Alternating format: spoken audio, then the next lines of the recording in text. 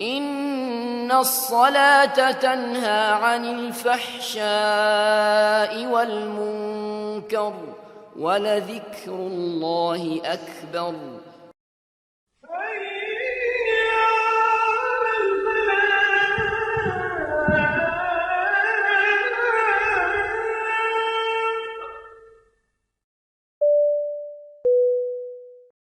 الحمدللہ رب العالمین والصلاۃ والسلام علی رسول نبی الکریم.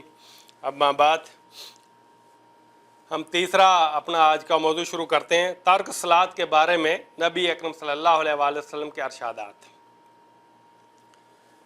حضرت جابر رضی اللہ تعالیٰ عنہ راوی ہیں اور صحیح مسلم کی روایت ہے. آپ صلی اللہ علیہ وآلہ وسلم نے فرمایا، قال رسول اللہ صلی اللہ علیہ وآلہ وسلم بین العبد و بین الکفر ترک الصلاۃ. ایک بندے اور کافر کے درمیان فرق کر دینے والی چیز نماز ہے. یعنی عبد ہے، اللہ کا غلام ہے تو نمازی ہے.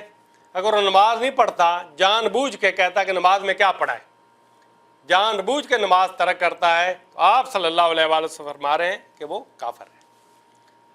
تو اس سے نماز کے فرض کا رکن اسلام ہے. آپ اندازہ کہ دوسرا رکن ہے، تو رکن کا انکار کر رہا ہے تو بندہ، آپ صلی اللہ علیہ وآلہ وسلم فرما رہے ہیں، کافر ہے. بندہ مومن اور بندہ کافر کے درمیان فرق کر دینے والی چیز نماز ہے. حضرت بریدہ رضی اللہ تعالیٰ روایت کرتے ہیں کہ آپ صلی اللہ علیہ وآلہ وسلم نے فرمایا، ہمارے اور منافقوں کے درمیان نماز کا عہد ہے، پھر جس نے نماز چھوڑ دی پس وہ ہوا کافر. ترمذی کی روایت ہے. یعنی آپ دیکھیں، نبی صلی اللہ علیہ وآلہ وسلم کے دور میں منافق موجود تھے، لیکن وہ بھی نماز باجماعت ادا کرتے تھے، اس لیے کہ انہیں مسلمان سمجھا جائے. انہیں پتہ تھا کہ اب نماز نہ ادا کی، جماعت میں نہ گئے تو ہمارے بارے میں یہ پتہ چل جائے گا کہ ہم منافق ہیں. تو آپ صلی اللہ علیہ وآلہ وسلم نے جب تک یہ نماز پڑھ رہے ہیں ان کے حفاظت ہمارے ذمے ہے، لیکن نماز ترک کر دیں گے تو ہمارے اوپر بھی ان کی حفاظت کی کوئی ذمہ داری نہیں ہے. تو اتنا اہم ترین فرض جس پہ ہم غفلت برتے ہیں کہ منافقوں کی ذمہ داری بھی آپ صلی اللہ علیہ وسلم نے اس وقت تک لی جب تک نمازی ہیں، اور وہ بھی منافق ہونے کے باوجود، غدار ہونے کے باوجود نماز باجماعت ادا کرتے تھے. عبداللہ بن ابی پہلی صاحب میں آگے نماز ادا کرتا تھا. حضرت عبداللہ بن شفیق رضی اللہ تعالیٰ روایت کرتے ہوئے کہتے ہیں کہ اصحاب رسول اعمال میں سے کسی چیز کے ترک کر دینے کو کفر نہیں دیکھتے تھے سوائے ترک نماز کے. یعنی اگر کوئی صحابی کوئی دین کا کوئی کام چھوڑ دیتا تو صحابہ کرام یہ گمان نہیں کرتے تھے کہ وہ کافر ہو گیا. لیکن اگر نماز پڑھنے کے لیے نہیں آتا تھا، نماز میں غیر حاضر ہوتا تھا، تو صحابہ کرام گمان کرتے تھے ایمان سے پھر گیا. یعنی کسی کے مومن ہونے کی نشانی یہی تھی کہ 5 وقت کا نمازی ہے. یہ تصور ہی نہیں تھا کہ ایک شخص مومن بھی ہے، مسلمان بھی ہے اور نماز نہیں پڑھتا. اور آج کے ماحول میں اور آج کے معاشرے میں، اپنے معاشرے میں ہم اندازہ لگائیے کتنے فیصد لوگ نماز پڑھتے ہیں. جہاں ہم بیٹھے ہیں یہاں بھی 50% ہوں گے، یہ بھی بہت زیادہ ہے. اس کا اندازہ آپ نے کرنا ہو نا تو جمعہ والے دن اپنی مسجد دیکھیں کتنی صفیں ہوتی ہیں، اور باقی نمازوں میں آپ دیکھ لیں. کیا جو لوگ جمعہ پڑھتے ہیں وہ باقی دنوں میں مسلمان نہیں ہوتے، یا انہوں نے کوئی اپنے لیے خاص رعایت اللہ تعالیٰ سے لی ہوئی ہے، یا ان پہ صرف جمعہ فرض ہے اور باقی جو 5 نمازیں ہیں وہ چند لوگوں پہ فرض ہیں، فرض کفایہ کہ چند لوگ پڑھ لیں گے ادا ہو جائیں گی. کبھی اور کیا ہے کہ جمعے والے دن تو مسجد کا جو پورا حال ہے وہ بھر جاتا ہے، اس کے بعد صحن بھی بھر جاتا ہے، اور باقی نمازوں میں 2 3 4 صفیں، فجر میں تو اور 2 صفوں تک معاملہ آ جاتا ہے، گویا 10% لوگ ہوتے ہیں. اور اگر ہم اپنے ملک پاکستان کا معاملہ دیکھیں اس سے بھی برا ہے. یعنی وقت کے ساتھ ساتھ نمازیوں کی تعداد کم ہوتی جا رہی ہے. فجر کی نماز میں اگر آپ دیکھیں تو آپ کو چند بزرگ نظر آئیں گے اور چند بچے نظر آئیں گے. وہ جو ہے نا در جوانی توبہ کردن شیوائے پیمبری، وہ جوان لوگ جو عمر ہے عبادت کی، وہ لوگ تو نظر ہی نہیں آتے. اصل عمر عبادت کی جو جوانی کی عبادت وہ سب سے مقبول عبادت ہے، اور جوانوں کا رجحان مساجد کی طرف بہت کم ہے. اس پہ ہمیں غور کرنا چاہیے، ماں باپ کو خاص طور پہ اور ماحول اور معاشرے کو، کہ ان کو نماز کی طرف راغب کرنا چاہیے.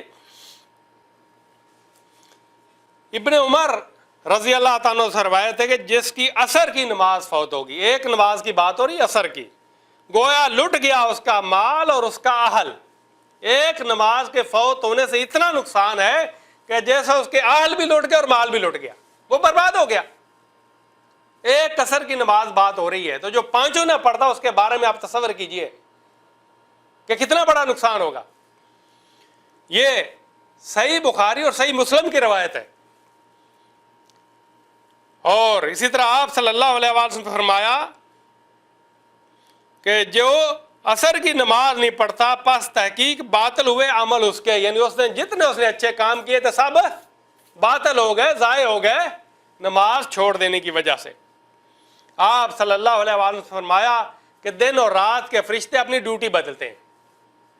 یعنی فرشتے اللہ تعالیٰ نے جو ہمارے اوپر مقرر کیے ہوئے ہیں یہ بھی اپنی ڈیوٹی بدلتے ہیں. جو دن کے فرشتے ہوتے ہیں واپس چلے جاتے ہیں، پھر رات والے آ جاتے ہیں، رات ختم ہوتی ہے واپس چلے جاتے ہیں، دن والے آ جاتے ہیں. تو آپ صلی اللہ علیہ وسلم نے فرمایا کہ دن اور رات کے فرشتے اپنی ڈیوٹی بدلتے ہیں اور فجر اور عصر میں اکٹھے ہوتے ہیں. پھر جو فرشتے دنیا میں ہمارے اندر رہے جب رب کے حضور جاتے ہیں تو اللہ پوچھتا ہے کہ تم نے میرے بندوں کو کس حال میں پایا. حالانکہ اللہ تعالیٰ عالم الغیوب ہے، جانتا ہے، پتہ اسے، لیکن ہماری نمازوں پہ فرشتوں کی گواہی دلوائی جا رہی ہے. فرشتے عرض کرتے ہیں کہ جب ہم ان کے پاس گئے تھے ان کو نماز میں پایا تھا، اور جب واپس آئے تو نماز میں چھوڑ کے آئے ہیں. تو فرشتے کب گواہی دیں گے؟ جب ہم باجماعت عصر کی نماز ادا کریں گے اور فجر کی نماز باجماعت ادا کریں گے، اس وقت گواہی دیں گے نا. ورنہ فرشتے جا کے گواہی دے دیں گے یا اللہ تعالیٰ عصر کے وقت جب گئے تھے ان کو کام پیارا تھا، وہ فجر میں چھوڑ کے آئے، ان کو نیند پیاری تھی، تو اس سے پیار تھا ہی نہیں. تو اگر آپ چاہتے ہیں کہ فرشتے ہمارے اعمال کی گواہی دیں، ہماری نمازوں کی گواہی دیں، تو آپ کو عصر اور فجر کی نماز باجماعت ادا کرنی ہوگی. حضرت عبداللہ بن عمر بن عاص رضی اللہ تعالیٰ سے روایت ہے کہ آپ صلی اللہ علیہ وسلم نے فرمایا جو نماز کی محافظت نہیں کرتا. کیا مطلب؟ کہ 3 نمازیں پڑھ لیں، 2 چھوڑ دیں، جب موڈ آیا پڑھ لی، کبھی مسجد میں پڑھ لی، کبھی گھر میں پڑھ لی، 2 منٹ میں 4 رکعتیں پڑھ کے آ گئے، یعنی کاروائی پوری کر لی، رکعتیں پوری کر لیں. محافظت نہیں ہے. محافظت تو ہے کہ اس کو پورے جو اس کے پورے لوازمات کے ساتھ ادا کیا جائے، خشوع و خضوع کے ساتھ ادا کیا جائے، اس کو وقت پر ادا کیا جائے. تو ان کے بارے میں دیکھیے آپ صلی اللہ علیہ وسلم کیا فرمایا. فرمایا جو نماز کی محافظت نہیں کرتا تو ایسی نماز نہ ہوگی اس کے لیے نور، نہ دلیل اور نہ بخشش کا سبب. اور قیامت کے دن وہ ہوگا ساتھ فرعون، قارون، حامان اور ابی ابن خلف کے، کہ اس نے رب کے فرض کا مذاق اڑایا. یہ مذاق ہے نا کہ جب دل آئے پڑھ لے، کبھی چھوڑ دے، کبھی پڑھ لی، بے وقت پڑھ لی، کاروائی پوری کرتا رہا، تو یہ گویا نماز کا تو مذاق ہے. تو فرمایا یہ ایسی نماز اس کے لیے نہ بخشش کا سبب ہوگی، نہ نور ہوگی، نہ دلیل ہوگی، بلکہ جو کافروں کے سردار ہے قیامت والے دن اس جرم کی پاداش میں ان کے ساتھ کھڑا کیا جائے گا. روال احمد کی روایت ہے. تو کتنی بڑی وعید ہے کہ ہم تو سمجھتے رہے کہ ہم نے نمازیں پوری کر لی ہیں، رکھتے ہم نے پوری کر لی ہیں، جیسے جیسے کر لی ہے نا، نماز تو پڑھ لی ہے نا، لیکن وہ ہمارے لیے دلیل بننے کی بجائے ہمیں کافروں کے سرداروں کے ساتھ کھڑا کر دے. جیسے نماز ادا بھی کرنی ہے، اس کے صحیح وقت پر بھی ادا کرنی ہے، اس کے لوازمات بھی پورے کرنے ہیں. دیکھیے صحابہ کرام اور ائمہ کرام جن کے فقہ پہ ہم عمل کرتے ہیں ان کا فتویٰ کیا ہے ترک صلاۃ کے بارے میں، کیا فتویٰ دیتے ہیں.